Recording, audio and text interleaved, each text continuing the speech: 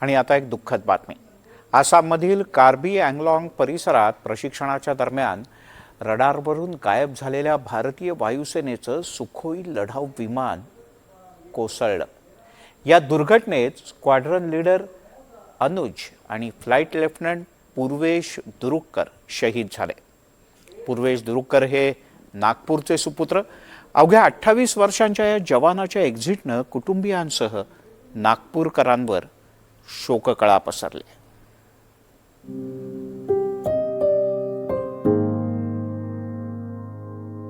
ज्या हातांनी 15 दिवसांपूर्वी लाडक्या बहिणीचं स्वागत केलं, ज्या डोळ्यांनी वडिलांनी पाहिलेलं लग्नाचं स्वप्न साठवलं आणि ज्या जिद्दीनं आकाशाला गवसणी घातली, तोच नागपूरचा सुपुत्र सुखोई 30 विमान अपघातात शहीद झालाय. फ्लाईट लेफ्टनंट पूर्वेश दुरुक्कर यांच्या जाण्यानं केवळ एका कुटुंबाचा आधार हिरावला नाही, तर नागपूरनं आपला एक ध्येयवेडा लढाऊ वैमानिक गमावलाय. घरात प्रेमानं नंदू म्हणून ओळखले जाणारे पूर्वेश सुरुवातीपासूनच अभ्यासात आणि धाडसात पुढे होते. त्यांचे वडील रवींद्र दुरुक्कर आणि आई संध्या दुरुक्कर यांनी आपल्या मुलाला त्याच्या स्वप्नांप्रमाणेच घडवलं. अवघ्या 15 दिवसांपूर्वीच पूर्वेश यांची बहीण, जी IIT मधून शिकून अमेरिकेत स्थायिक झाली आहे, ती नागपुरात आली होती. दोघे बहीण भाऊ एकत्र होते. घरात आनंदाचं वातावरण होतं. वडील त्यांच्या लग्नासाठी मुली पाहत होते, पण नियतीला हे मान्य नव्हतं. पूर्वेश यांनी डॉक्टर आंबेडकर कॉलेज नागपूर इथून कम्प्युटर सायन्समध्ये BSc डिग्री पूर्ण केली. त्यांनी महाराष्ट्र संचालनालयाचं प्रतिनिधित्व करत 6 राष्ट्रीय NCC शिबिरांमध्येही सहभाग घेतला होता.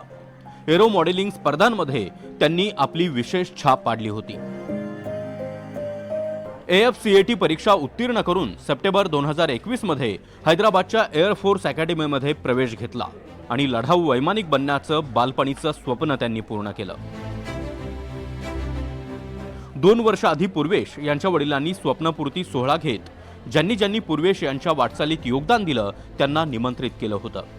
पूर्वेश असं अचानक जाईल असं त्यांना स्वप्नातही वाटलं नाही. अशा भावना आजूबाजूच्या नागरिकांनी व्यक्त केल्या. लढाऊ विमान उडवताना झालेल्या भीषण अपघातात पूर्वेश यांनी देशासाठी बलिदान दिलं. एकीकडे त्यांच्या शौर्याचा अभिमान असला तरी दुसरीकडे एका उमद्या तरुणाच्या अकाली जाण्यानं दुरुक्कर कुटुंबावर दुःखाचा डोंगर कोसळलाय. नागपूरच्या न्यू सुभेदार लेआउट परिसरातील रहिवासी असलेले फ्लाईट लेफ्टनंट पूर्वेश दुरुक्कर यांना बालपणापासूनच हवाई दलाचं आकर्षण होतं. माझ्या मुलानं ऑपरेशन सिंदूरमध्येही वायुसेनेच्या विमानातून देशाच्या संरक्षणात मोठी भूमिका बजावली होती, अशा शब्दात वडील रवींद्र दुरुक्कर यांनी आपल्या भावनांना वाट मोकळी करून दिली आहे. आज सकाळी 7:35ला माझी व्याई आणि बहीण आमच्या घरी आली आणि त्यांनी ह्या दुःखद घटनेबद्दल सांगितलं. पण ऑफिशियली ग्रुप कॅप्टन साहेबांनी फोन केला तो 7:50च्या दरम्यान. त्यात क्लिअर झालं की पूर्वेश इज नो मोर. खडतर प्रवास तर होताच नक्कीच आहे, कारण फोर्समध्ये जाणं इतकं सहज शक्य नाही आहे. त्यासाठी तुम्हाला मेहनत करणे आणि त्याला आवश्यक असलेल्या गोष्टीचा पाठपुरावा करणे ह्या गोष्टी प्रत्येकाला लागलेल्या आहेत. जो फोर्समध्ये जातो त्या ठिकाणी तुमची बुद्धिमत्ता, तुमची हुशारी, तुमचं लिखाण, तुमचं अभ्यास, या सगळ्या गोष्टींचं म्हणजे जी प्रॅक्टिस म्हणा किंवा कंटिन्यू त्या गोष्टीमध्ये टचमध्ये राहणे आणि ते अचीव करणे ही त्यासाठी मोठी गोष्ट होती. आणि त्यांनी तो खडतर प्रवास पूर्ण केला आणि देशाच्या सेवेसाठी त्यांनी जो विडा घेतलेला होता की नाही मला एअरफोर्सलाच जायचं आहे आणि फायटर पायलटच व्हायचं आहे. पूर्वेश यांच्या विमान अपघाताची माहिती मिळताच त्यांचे नातेवाईक आणि मित्रपरिवार त्यांच्या घरी दाखल झाला. त्यावेळी त्यांनीही पूर्वेश यांच्या आठवणींना उजाळा दिलाय. पायलट शहीद देश सेवेसाठी शहीद झाला, त्याला आज वीरमरण आलं. वीरमरणपेक्षा तर दुसरं कोणतं भाग्य मी समजणार नाही, पण त्याच्या दुःखावर जे डोंगर कोसळलेलं आहे ते शब्द नाही. नागपूरची शान होती, माझ्या शेजारी होता, माझ्या मुलाचा तो क्लासमेट होता आणि एकाच शाळेमध्ये शिकले होते साऊथ पॉईंटला. त्याला परंतु पूर्वेश दुरुक्कर जरी नाव असलं, परंतु त्याला नंदू दुरुक्कर म्हणूनच पूर्ण आमच्या कॉलनीमध्ये ओळख करायचे. लहानपणी फार शांत स्वभावाचा असणारा मुलगा एवढ्या पायलट बनले आम्हालाही कल्पना नव्हती, परंतु त्यांनी ती जिद्द करून दाखवली. माझ्या मुलाचं लग्न झालं होतं 23 जानेवारीला आणि 5-6 दिवसांनी तो इथे नशिबाने नागपूरला आला. माझ्या घरी आला आणि पाऊण तास माझ्या मुलाबरोबर, माझ्या सुनोबरोबर तो 1 तास माझ्या घरी बोलला. आणि आज मी माझ्या मुलाला शिकागोला त्याला वार्ता कळवली तर फार अत्यंत वाईट झालं. क्या वो जीवित है या इंजर्ड है, पर धीरे धीरे हमको न्यूज़ समझने लगी कि वो उसमें उसकी डेथ हुई है करके.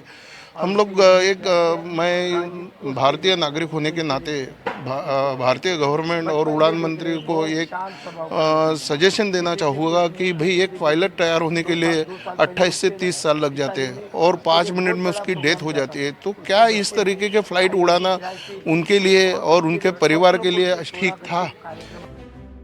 दरम्यान सुखोई 30 MKI हे लढाऊ विमान प्रशिक्षणासाठी आसाममधील जोरहाट हवाई तळावरून गुरुवारी संध्याकाळी झेपावलं. मात्र उड्डाणानंतर साधारण 7:42 विमानाचा रडारशी असलेला संपर्क तुटला.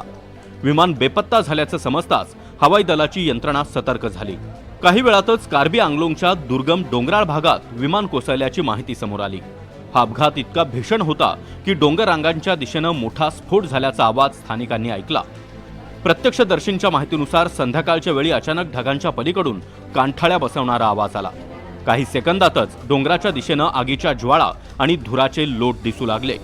हा परिसर वस्तीपासून दूर असला तरी स्फोटाचा आवाज इतका प्रचंड होता की नागरिकांमध्ये भीतीचं वातावरण पसरलं. भारतीय वायुसेनेनं अधिकृत निवेदन प्रसिद्ध करत या अपघाताची पुष्टी केली. जोरहाटपासून साधारण 60 किलोमीटर अंतरावर असलेल्या दुर्गम भागात हे विमान कोसळलं. तर सुखोई 30 MKI हे रशियन बनावटीचं अत्याधुनिक लढाऊ विमान आहे. यात 2 इंजिन असून हे मल्टीरोल कामगिरी बजावण्यासाठी ओळखलं जातं. 8000 किलो वजनापर्यंतची शस्त्र वाहून नेण्याची त्याची क्षमता आहे. हे विमान एकाच वेळी हवेतून हवेत आणि हवेतून जमिनीवर अचूक मारा करू शकतं. तब्बल 3000 किलोमीटर अंतरापर्यंत शत्रूचा वेध घेण्याची ताकद यात आहे. दरम्यान पूर्वेश दुरुकर हे व्हॉट्सअप कॉलच्या माध्यमातून कुटुंबातील सदस्यांसोबत संवाद साधायचे.